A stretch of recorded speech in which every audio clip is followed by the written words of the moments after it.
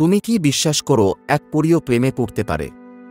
যদি বলি এই গল্পটা সত্যি ঘটনা থেকে অনুপ্রাণিত, তাহলে মন দিয়ে শুনে নাও। এক পরী আর এক মানুষের ভালোবাসার গল্প, যেটা আজও চাঁদের আলোয় বেঁচে আছে। গভীর রাতে পাহাড়ের কোলে এক ছোট্ট গ্রাম, গ্রামটির নাম চন্দ্রতল। প্রতিদিন পূর্ণিমার রাতে এই গ্রামে নীল আলো দেখা যায়। গ্রামের মানুষ বলে ওটা নাকি পরীর আলো। কেউ বিশ্বাস করে না, কেউ আবার বলে এটা শুধুই মায়া।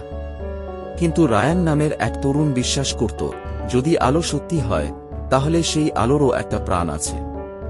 এক রাতে রায়ান জঙ্গলের ধারে হাঁটছিল। হঠাৎ চারপাশ নিস্তব্ধ হয়ে গেল। পাতার মৃদু শব্দ থেমে গেল, বাতাস ঠান্ডা হয়ে এলো। রায়ানের সামনে ভেসে উঠল এক মেয়ে। চুলগুলো রূপোর মতো ঝলমল করছে, চোখে নীল আলো। মেয়েটি ধীরে বলল, মানুষেরা কেন আমাদের ভুলে গেছে? রায়ান বিস্ময়ে জিজ্ঞেস করল, তুমি কে? মেয়েটি মৃদু হেসে বলল, আমি আয়রা, শেষ পরী যাকে এই পৃথিবী ভুলে গেছে।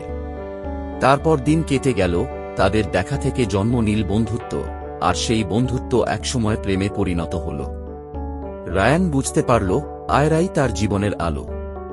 কিন্তু একদিন আয়রা বলল, আমি যতদিন তোমার জীবনে আছি ততদিন তোমার পৃথিবীতে আলো থাকবে, কিন্তু যদি আমি চলে যাই তুমি আমাকেও ভুলে যেতে পারবে না।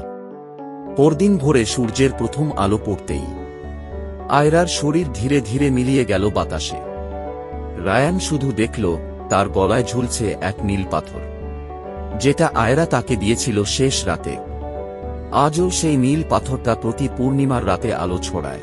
গ্রামের মানুষ বলে চন্দ্রতলের পাহাড়ে এখনো এক নীল আলো ভেসে ওঠে, সেই আলোতেই নাকি আছে আয়রার চোখ, যে চোখে বন্দী আছে এক মানুষের চিরন্তন প্রেম।